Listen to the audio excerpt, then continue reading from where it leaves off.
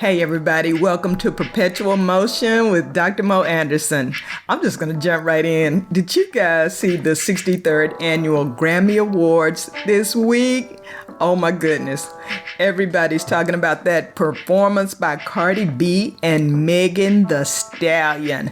It was hot. It was hot. And it got me thinking about a very important topic, body image, and how we have to stick with it, ladies. We have to stick with it. This is a podcast about daily life, wellness, and relationships. I'm glad you're here. My goal is to help you stress less, produce more, and love the ones you're with. If you're new to my podcast, please subscribe so you'll be notified when I post a new episode.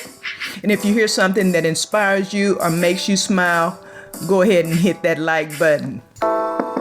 You can't say Dr. Mo ain't tell ya that fear magnifies the consequences of failure. What are you scared of? Why are you afraid? I'd rather live like I'm dying than live to die. Any day my heart is pure. So for today's episode, I want to talk about the Grammys a little bit. Cardi B and Megan Thee Stallion. I watched, when they brought them on there, they were anticipating it was going to be titillating. And I do say that tongue in cheek. They were dressed the way they are always dressed. They were singing WAP, W-A-P. And since this is a G-rated program, I can't tell you exactly what that acronym stands for.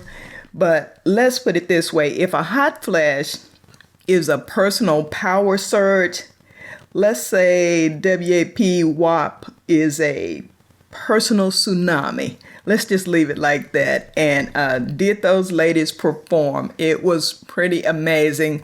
There was at one point this big glass stiletto, kind of stripper style on the stage. And they were dancing in their little teeny outfits and just, very toned, obviously spent a lot of time dancing, working out, and caring for their families. So great voices. And I watched, but honestly, most of the time I'm like looking at the stiletto thinking, who could wear shoes like that? I've always wondered about stripper shoes. I just don't. I was in one wedding and I won't say the friend's name, and I'm kind of hoping, I want my podcast audience to grow, but I don't need her to hear this because those were the most horrible, uncomfortable shoes I've ever worn in my life. And I literally gave them away at the end of the vows. A woman who was attending the wedding complimented me on them. I asked her what size shoe does she wear. I gave them to her before I even went to the reception. I was at the reception barefoot. My feet were hurting so bad, and I so hated those shoes that I had worked overtime to pay for. But that's another story. There have been 80 complaints to the FCC. That's what's in the news today. I've seen it on several news outlets today, yesterday, all over social media, great reviews from other celebrities and so forth. But the viewing public in general was not feeling these Grammy Awards. The normal viewership is about 20 million for the past 2 years. And this year's episode was only 9 million, not quite 9 million, down 53%.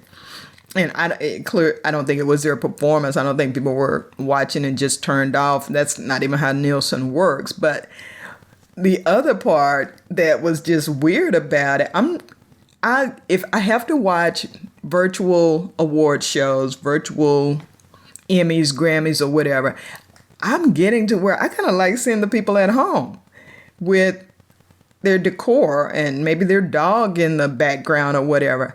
I don't want to see them sitting around a little table with their overpriced mask on. I don't know. I'm not good with names or faces, so I couldn't recognize most of the people without a mask.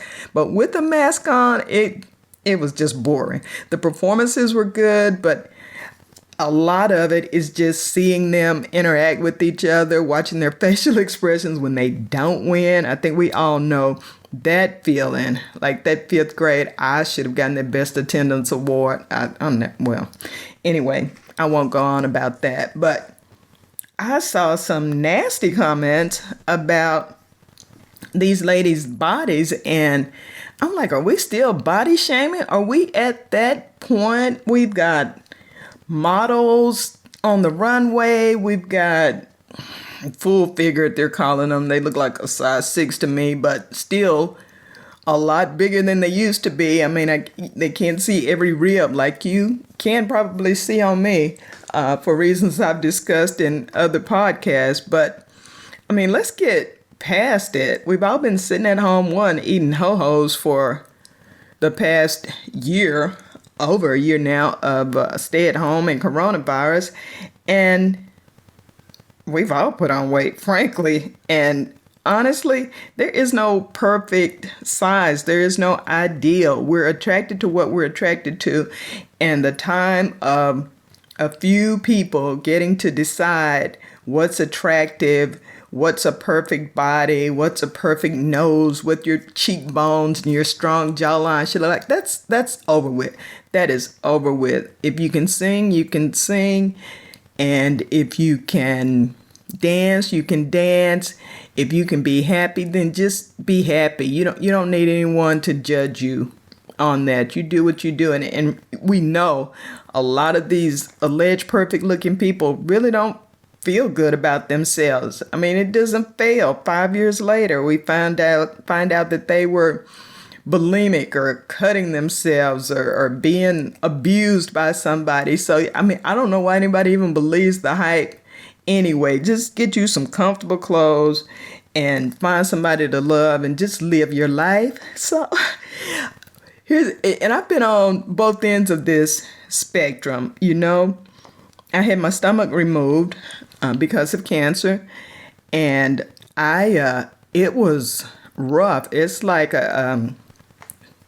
what do they call it? A bypass, except there's nothing to bypass. Imagine a permanent bypass. At least those people at some point who do it just to lose weight, they get it untied and they have their stomach again as a reservoir.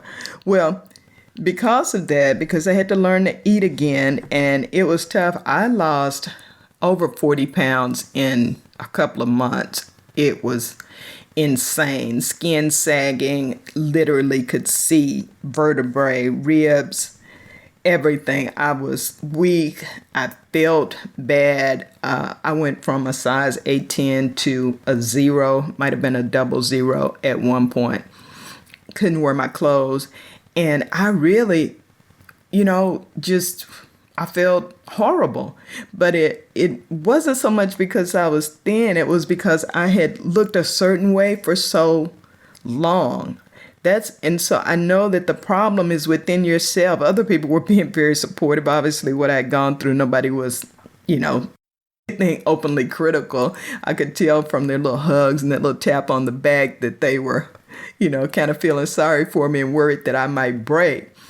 But what bothered me was how I felt on the inside, because I wasn't the person that I saw myself as anymore, that I wanted to be. I was always about a particular way. I wanted to look within my own eyes, and that's when I felt comfortable, when I had inner joy, and that still, when I attract people, is when I feel good about me. I'm a size 4 now with my pandemic pounds, but I don't have any problem getting a date if I want to get a date, because, thank goodness I'm feeling good about myself. And I finally, after years, broke down and got some clothes that fit.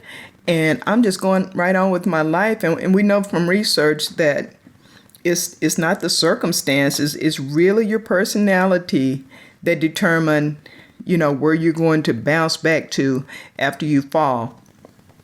So I remember I was complaining to my best friend, though, when this first went down. I'd gotten back to work, and I was thinking somehow about some miracle with no stomach and not absorbing calories that I'd be able to gain weight again. But it wasn't happening. 1 year went by, 2 years went by, 3 years, and I'm complaining to him about, I'm so thin. I can't find clothes like I used to. I mean, it's a whole different type of shopping when you have to go to the petite thing. And that my behind was gone, and I'm just going on and on, needed some cheese to go with that wine. And finally he stopped me. He said, "Stop. You are alive. You have a job. You have shelter, and you are fine. So just stop it." He's like, "There are women who dream of being your size, who go overseas and pay all kinds of money for surgery to look like you."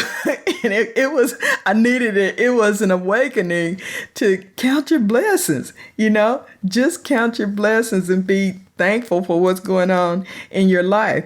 And I'd had a similar conversation with my surgeon. When I went back to see him, he seemed pretty proud of himself. And this was shortly after the surgery. And I was messing with him, and I was like, "Doc, I'm going to sue you." Oh, man, you should have seen the look on his face. He was like, "Sue me for what?"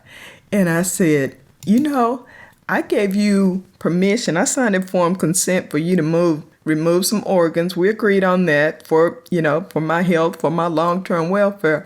I didn't give you permission to remove my behind." And I wish you could have seen his face. And when he finally recovered, because I won't go into detail, but that was my asset. Let's leave it at that. And when he finally recovered, he said, my patients haven't complained about that. I've never had anyone say that they weren't happy about having a little smaller behind." And this was some years ago before Baby Got Back came in style. And I said, "Then you haven't had any sisters, because I promise you no black women have been happy about what has occurred with me." And we just chuckled. And I think that was the start of my healing, was being able to accept myself, laugh at myself, joke about it. When you're in a dark place, that's kind of when you're coming back around, when you can smile. Every time I've gotten depressed because someone died, or a bad relationship or whatever, invariably I lose my real laugh and my real smile. So if you're in that spot, I'm going to say, get some help. You can go online, you can go on your phone. There's help to be had, and get your smile back. And then the other part of it was when I was larger size, 10 or whatever I was, and I'm not saying that's big, I'm just saying that's the other end of where I've been, and that's a lot of sizes in between. You can't alter clothes between a 10 and a 0. I had some relatives, even, larger than I. And we've got folks all kinds of size in my family. That's the other thing why it's no big deal to me, because I know love comes in all shapes and shades. Love comes in all shapes and shades. And I'm really about who loves me and who supports me. But, nobody really put themselves down from the time I was a kid, regardless of what society, of what the magazines, glam magazines, of what we saw on television. Everybody in my family just had mega confidence, mega pride, always wore their clothes, their hair, however they wanted to, just in a very queenly or kingly, stately manner. So if you are thick, if your mom was thick, your grandma was thick, folks were thick all the way across the diaspora back to wherever you immigrated or were brought here from, you know what you need to do. Embrace it, love yourself, feel good about yourself. Say nice things to yourself, encourage yourself, and baby, thick with it. Thick with it. Do you. There was no mistake in the way that you were carefully and fearfully designed. I love you, and I want you to love you too. That's all I got to say about that. Thank you for listening to Perpetual Motion with Dr. Mo Anderson. I hope you enjoyed this episode. Visit my website at drmoanderson.com. That's DRMOE Anderson.com for more about my books, download a book, order a book, and workshops, or to schedule me for your next event. I do humor, I do education, I weave it all together in a way that's engaging. Subscribe, like, leave a rating if you can. And if you share this episode to social media, remember to tag me at Dr. Mo Anderson. Now go renew, review, and renew.